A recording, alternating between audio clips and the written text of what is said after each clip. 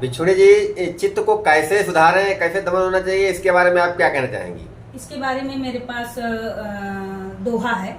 उस दोहा के माध्यम से मैं आपको सुनाऊंगी, और इस दोहे को जब सुनोगे तो आप पूरा समझ जाओगे कि हमको चित्त की चेतना को कैसे निर्मल करना चाहिए, ये कायक कर्मों को कैसे सुधारना चाहिए, ठीक है, वाचिक कर्मों को कैसे सुधारना चाहिए। तो आप सुनिए। कायक कर्म सुधार ले, वाचिक कर्म सुधार, मनसा कर्म सुधार ले, यही धर्म का सार। जो चाहे बंधन खुले, मुक्त दुखों के द्वार,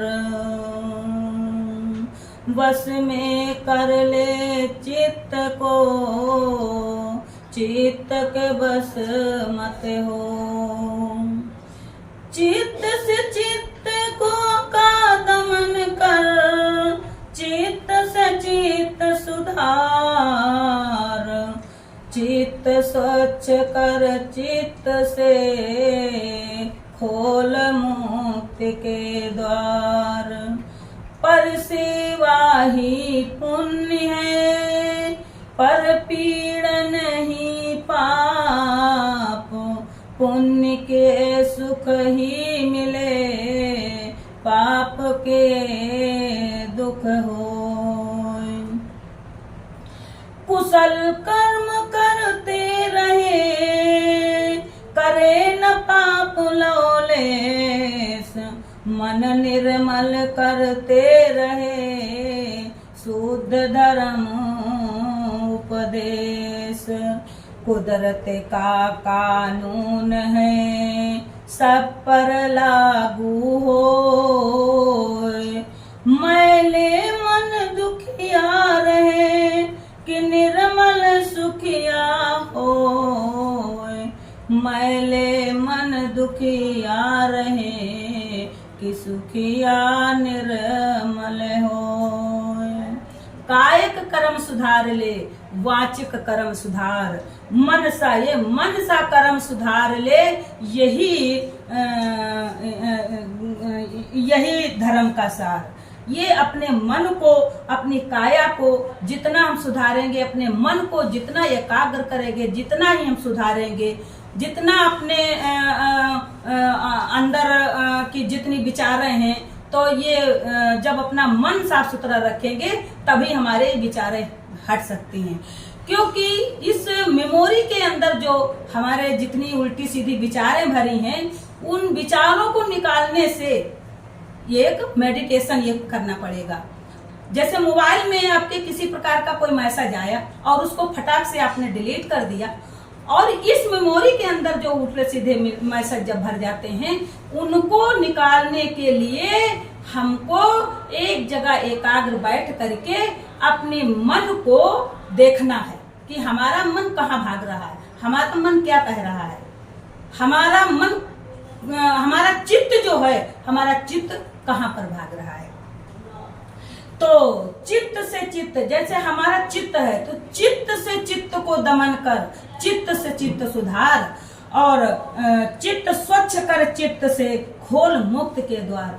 यानी चित्त से चित्त को दमन कर, चित्त से चित्त सुधार, और चित्त स्वच्छ कर, चित्त से खोल मुक्त के द्वार। तो अपने मुक्ति के अगर द्वारों को खोलना है तो अपनी चित्त की चेतना को निर्मल करो, अपनी चित्त की चेतना को एकाग्र करो, तभी हम एक अच्छे इंसान बन सकते हैं। और जो कोई कहे कि हम दुनिया में जो ये पूजा पाठ दुनियादारी होता है, मैं कैसे मान लूं कि हम पूजा करने से, भगवान बुद्ध की पूजा करने से हमारा मन निर्मल हो जाएगा, अम्बेडकर की पूजा करने से हमारा निर्मल हो जाएगा, और दुनिया भर के देवता हैं उनकी पूजा करने से हमारा मन निर्मल हो जाएगा, हमारा मन एकाग्र हो जाएगा। इस बात को हम कतई कभी मान ही नहीं सकती हूँ। जब मैं खुद सुधरूंगा, जब हम अपने मन को हम खुद एकाग्र करूंगा, खुद हम अपने मन को साफ सुथरा रखूंगी, तभी हम शुद्ध हो सकते हैं। और मैं किसी की पूजा करने से हमारा मन कतई नहीं सुधर सकता है। इसी विषय में जो है अपने कुशल कर्मों को करते रहिए। जब हम अपने कुशल कर्म करते रहेंगे तभी हमारा जो है ये दुनिया जो हमारे अंदर जो पाप का घड़ा है तभी निकल सकता है। अगर हम कुशल कर्म करेंगे नहीं और पाप के घड़े भरते रहेंगे तो ये पाप, जैसे आदमी एक पाप जो है बम है, बम क्योंकि बहुत सारी गलतियां, बहुत सारे पाप करता रहता है और उसके बाद फिर क्या होता है, एक दिन उस जब पाप का घड़ा फूटता है तो आदमी इतना परेशान हो जाता है कि वो अपने परेशानी को नहीं समझ पाता है, नहीं संभाल पाता है। तो आखिर में क्या करता है, वो आदमी हत्या कर लेता है। तो ऐसे मतलब अपने कर्मों को बेचैन न करें, अपने मन को बेचैन न करें कि जो आखिरी में हमको बस वही आखिरी का रास्ता जान देने के लिए मिले। अपने कर्मों को सुधारो और अपने कर्म को सुधारोगे तभी हमारा कुशल कर्म रहेगा। बाकी दुनिया में बहुत सारे बातें घूमती फिरती रहती हैं और बहुत सारे लोग कहते हैं इसकी पूजा करो आपका आप सुधर जाओगे, उसकी पूजा करोगे आपका मंगल होगा, उसकी पूजा करो आपका भला होगा। लेकिन मैंने ये सब कुछ करके देख लिया है। मैंने ये मेरी लगभग उम्र 1966 की उम्र है और मैं 60 में पूरी हो रही हूँ। इसके बीच में मैं 2016 में मैं परविजित हुई। तो परविजित होने के बाद भी मैंने इस जीवन को पहन करके मैंने 1-1.5 साल जो मैंने बिच्छुओं के पीछे भागी, तो इधर उधर भटकी, लेकिन मेरे को कुछ नहीं मिला। जो चीज हमको प्राप्त करनी चाहिए थी, जो चीज मैं चाह रही थी, वो चीज हमको नहीं मिली। वो चीज हमको कहाँ मिली, एक सहारनपुर की धरती पर।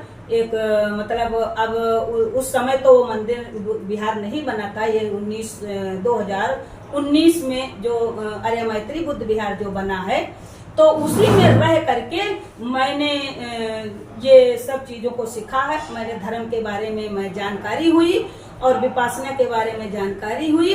और मैंने एक मतलब साधक, बहुत बेस्ट साधक, पक्का साधक MS गौतम जी हैं, वो उन्होंने, उनके बीच से मैं जब उनके संपर्क में जब हुई तब उन्होंने हमको ये ध्यान के बारे में, विपासना के बारे में बताया और मेरी सीट बुक किया। सीट बुक करने के बाद हस्तिनापुर के लिए, हस्तिनापुर में मैंने 10 दिन मौन रह करके मैंने 10 दिन का मेडिटेशन किया। तो मैंने जब मेरा मौन 10 दिन बाद खुला तब मेरे बुद्धि का ताला ये खुल गया कि मैंने अपने जो ये 60 साल की उम्र है मैंने सारी बेकार कर दिया और असली ज्ञान और असली धर्म तो हमको अब मिला है। तो मैं जो मेडिटेशन में मैं सीखा और MS गौतम के बीच में रह करके और सहारनपुर की धरती पर जो रह करके मैंने जो ये सब सीखा, तो ये हमारे लिए भी लाभ है। और जो हमारे से जो काफी लोग जुड़े हैं उनको भी बहुत बड़ा लाभ है।